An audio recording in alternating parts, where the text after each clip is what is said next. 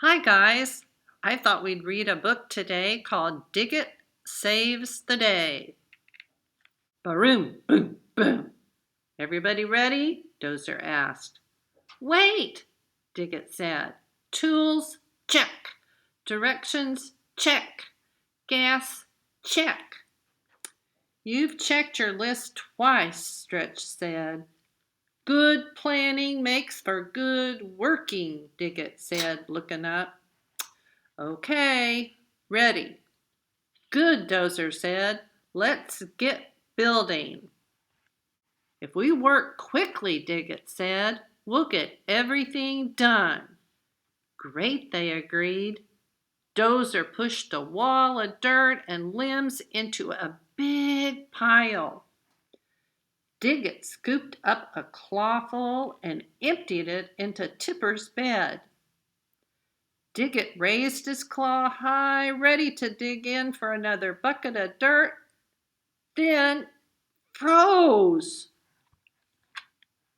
There, right below him, as tiny can be, was a sleeping baby squirrel. What are you looking at, Diggit? Tipper said. What's the holdup? Dozer asked.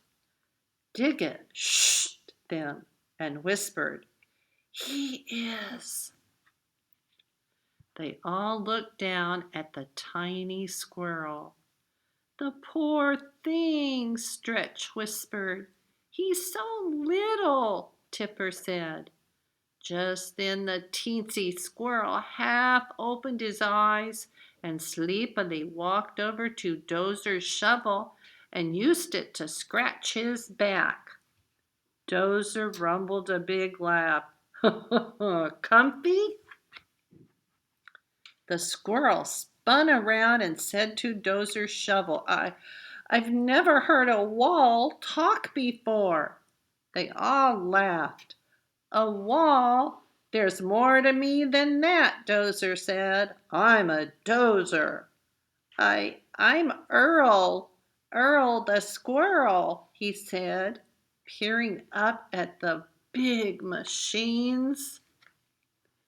Are you lost? Stretch asked. Earl looked around, then sighed. Very lost. We'll help you, said Stretch. We would help you, Diggit interrupted, if we weren't so busy. And then he dug down for another clawful of limbs. Carefully, little buddy, Diggit said. We're working here. Diggit, Tipper said, mustering up some courage to speak. That was not kind. Not kind at all, Stretch said. But our list, our plan, Diggit said. We have so much work to do.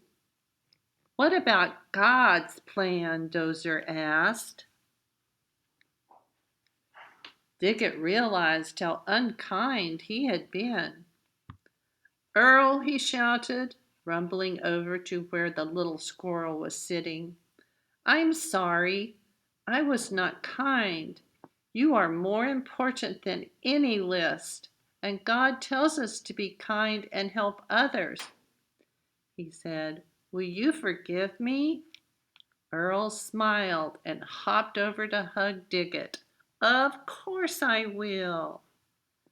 Diggit lowered his claw. Climb aboard, he said, and hold on tight.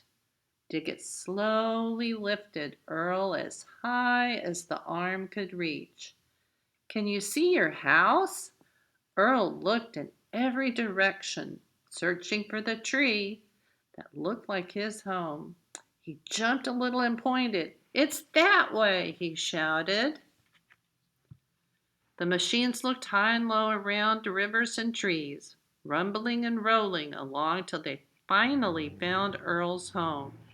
Earl climbed out of Diggit's bucket.